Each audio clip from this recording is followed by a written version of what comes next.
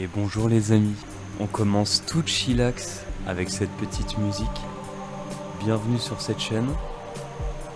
Et tout de suite, voici ma tête du matin. Ça me fait plaisir de vous retrouver, ça me fait plaisir d'être avec vous ce matin, de partager du débat, des infos, de partager des idées, de débattre avec vous. Sachez que j'aime énormément ce format, j'aime beaucoup le live, de pouvoir parler ensemble, de faire des émissions ensemble, de pouvoir faire plein de formats. C'est vraiment quelque chose que j'aime beaucoup. Bien sûr, on n'abandonne pas la chaîne YouTube, loin de là. Je vous en parlais la semaine passée, mais voilà, j'ai fait l'acquisition d'une belle GoPro, la dernière GoPro, la Hero 9 Black, et je vais l'emmener ce week-end.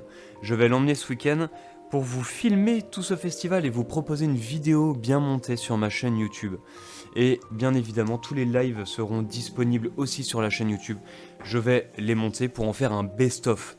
Comme je le disais la semaine passée, moi j'aime beaucoup commencer par regarder ce qui se passe sur YouTube et bien évidemment par une vidéo du frère Jean-Luc Marie, qui était un frère franciscain qui vivait avec moi quand je vivais au couvent des frères franciscains de Bruxelles.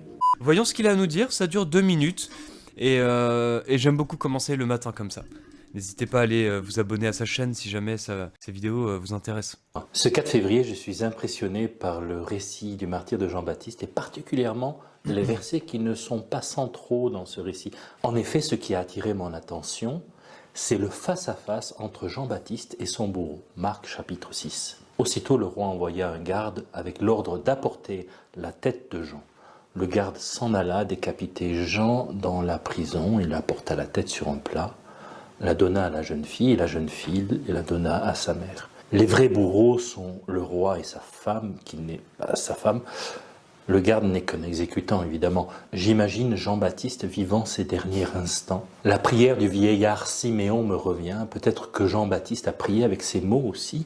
Pourtant, Jean-Baptiste n'était sans doute pas rassasié de jour. Alors, merci Seigneur pour ceux qui vivent jusqu'au bout en fidélité à toi, à leur mission, jusqu'au bout, vraiment. Les martyrs. Ils portent le monde. Et toi, comment exprimes-tu ta gratitude aujourd'hui? À demain pour un café 2 minutes. La prière du vieillard Siméon, la prière du vieillard est particulièrement, j'imagine, pas possible, hein. Ah oui Jean-Luc, là tu m'as complètement refait là. D'ailleurs, si jamais ça vous intéresse, sur ma chaîne YouTube, j'avais fait un best-of de ça. Ouais voilà, best-of pour les 1 an de la chaîne. Et j'avais mis, mais alors, tous les moments comme ça, un peu... Bienvenue dans cette vidéo toute spéciale. J'avais pété les plombs. Vous allez voir du contenu. Hey! Oh putain, je On va faire une intro classique.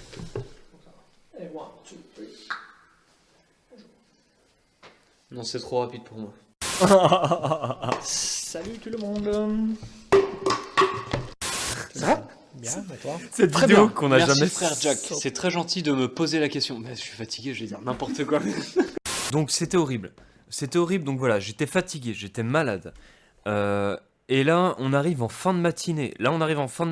On vient de se taper toute la matinée de tournage, blablabla, parler, machin, gambader dans l'église et tout ça. Et là, je pète les plombs. Je le regarde et je sais pas pourquoi je rigole. Je me tape une barre, un fou rire, mais monumental. Voilà, je me tape juste un fou rire monumental alors qu'il est en train de parler d'un truc hyper sérieux, hyper intéressant. Il parlait de l'histoire des frères, des franciscains. Et juste, je me marre et je peux pas m'arrêter. C'était horrible, c'était horrible. J'ai une blague là, c'est quoi? C'est le fond de lire. Non, pas du tout. Je sais pas pourquoi je rigole, c'est horrible.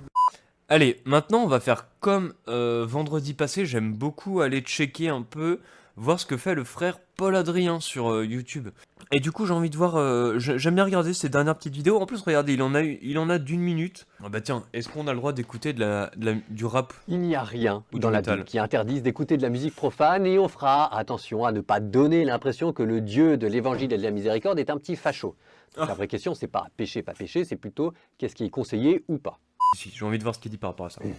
Je sais que c'est pas facile et que la société ne vous y pousse pas vraiment, donc vous avez le droit à toutes les circonstances atténuantes. Et je vous dis que la confession est là pour consoler les gens, mais en attendant, il faut quand même rappeler aussi que la masturbation est un péché, ça s'appelle l'onanisme d'après la Bible. Il faut pas prendre ça à la légère. S'en sortir, let's go. Il existe plusieurs programmes qui proposent de vous désintoxifier de la pornographie parce que oui, c'est une addiction. Ça veut dire qu'il y a plusieurs témoignages de personnes. Je crois que si on cherche bien... attends, parce que là c'est un sujet qui est assez sensible, je vais ouvrir ça sur une autre fenêtre au cas où il y a des trucs qu'on n'a pas envie de voir sur Twitch. Mais je crois que ça a été reconnu comme officiellement, hein, comme une addiction officielle. Hein. J'arrive pas à retrouver, mais c'est pas grave. On va continuer sa vidéo. Qui disent qu'elles étaient totalement addictes à la pornographie et qu'elles ont dû en fait se désintoxifier de au-delà de tous ça, il y a ces énormément de films-là témoignages, et préviennent sur les dangers que cela représente. C'est vrai que c'est un sale truc en vrai. En vrai, c'est un sale truc. Mais elle en parle bien, ça va, c'est cool. J'aurais kiffé plus peut-être d'interventions scientifiques sur le sujet, d'expériences, de choses assez plus palpables. J'aurais bien aimé. Ouais. Voilà. Plus largement, si on parle de masturbation, là... Je crois que c'est comme la vaccination au Covid. Et c'est exactement pareil. T'as les deux écoles, t'en as deux qui se battent.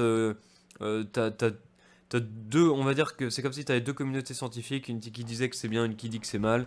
Voilà. Mais en tout cas, le porno, ouais, à un moment donné, faudrait arrêter tout ça, quoi. Ça serait pas mal en vrai. Ce serait pas mal. Au moins, que ça soit que les jeunes puissent définitivement ne plus aller du tout sur ça. Ça serait franchement une grande avancée, je trouve. Pourquoi Galilée a-t-il été condamné en 1633? Ça, c'est intéressant, ça. Un peu d'histoire, ça m'intéresse. Ça m'intéresse. Là, on est d'accord. Franchement, belle conclusion. Très belle conclusion. C'est vraiment une affaire qui est assez sympa et qui est assez emblématique. Voilà, on dit toujours que l'Église a coupé la tête de Galilée parce qu'il disait des choses scientifiques absolument vraies et que l'Église n'y croyait pas. Mais n'oublions pas que l'Église s'est quand même un peu rattrapée après, déjà parce qu'elle s'est excusée, elle a dit qu'elle avait fait de la merde, ça c'est clair et net. Il y avait une lutte de classe, une lutte de pouvoir pendant cette période-là. C'était compliqué, c'était peut-être plus que le fait de dire... plus le fait de réfuter la thèse de Galilée, c'était plus le fait plutôt d'aller contre ce personnage, contre ce qu'il faisait, vu qu'il était contre un jésuite de l'époque qui représentait un peu les sciences. Voilà, c'était peut-être une façon de lui dire non, donc orgueilleuse, donc forcément une mauvaise manière. L'Église s'est rattrapée, et on a appris surtout, en tout cas on s'est remémoré, le fait que Monseigneur Georges Lemaître, qui était le second président de l'Académie pontificale des sciences entre 1960 et 1966, c'est lui qui a inventé la théorie du Big Bang. Et ça on peut dire que on s'est bien rattrapé du coup. L'Église s'est bien rattrapée. Et ben vous savez quoi, les amis, let's go sur cette dernière partie de live. Donc l'application Elise, c'est quoi? C'est une application qui te permet, à la manière de Tinder, d'aimer ou de pas aimer un morceau d'un parti politique, d'un programme d'un parti politique.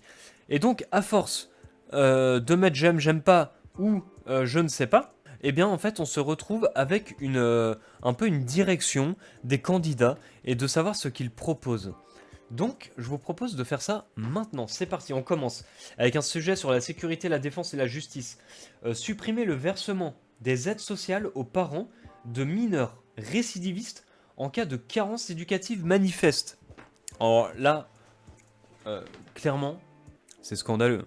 Moi, personnellement, je trouve ça scandaleux, c'est ciao. Tout ce qui est écologie, je vous préviens, ça va partir sur du plus. Doubler le budget de la défense en 5 ans pour faire face aux nouvelles menaces.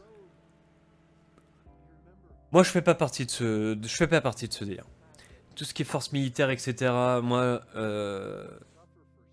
non. C'est non. Donc soutenir une filière française de l'hydrogène, c'est oui. Tous les jours, c'est oui. L'eau, on sait que ça va manquer, hein. Dans 20-30 ans, il n'y en aura plus. On connaît cette réplique. Le bougre, il a quand même un peu raison. Donc c'est oui. Instaurer une taxe carbone aux frontières de l'Union Européenne, ça serait pas mal. On localiserait plus les produits. On irait moins chercher tous nos produits en Chine. On aurait accès à moins de choses. Peut-être d'autres choses plus chères, mais par exemple au niveau des smartphones. On fait du très bon smartphone en France. Bon après voilà, peut-être qu'il est composé en Chine. Mais ça amènerait à changer. Ça amènerait à changer. Pourquoi pas? Moi je dis pourquoi pas. Je suis pour ce changement écologique radical, hein, je vous le dis tout de suite. Hein. Refuser la libre circulation des étrangers entre les 26 États membres. Aïe aïe aïe aïe aïe aïe aïe aïe aïe aïe aïe aïe aïe. Non. Eh bien, voilà, les résultats tombent. Après, on n'a pas répondu à beaucoup de questions. Hein. Indice de fiabilité faible. Hein. Attention, hein. En fait, on n'a pas de top 3, on a un top 8. Un top 8. On est d'accord, les amis, nous sommes d'accord avec 100% des propositions sur lesquelles nous sommes tombés, hein, où on a mis on est d'accord. Donc des fois ça peut être 1, des fois ça peut être 2, des fois ça peut être 3, 4. On sait pas, donc faut faire attention. Mais on est d'accord avec 100% de Christiane Taubira, Jean-Luc Mélenchon, Anne Hidalgo, François Asselineau, Emmanuel Macron, pardon, Jean Lassalle la force, Nicolas Dupont-Aignan, Yannick Jadot. Voilà. Donc tout le paysage politique, on est d'accord avec 100%. Donc c'est pourquoi il faut faire attention à ça. Et surtout, je vous conseillerais, si vous téléchargez l'application Élise, c'est de répondre à au moins 100, 200 questions pour être sûr d'avoir assez de matière pour pouvoir jauger à peu près les candidats. Il faut répondre au maximum de questions. Peut-être même toutes. Voilà, toutes les faire. Comme ça, vous êtes sûr. Sur ce, les amis, nous sommes à 2h30 de live.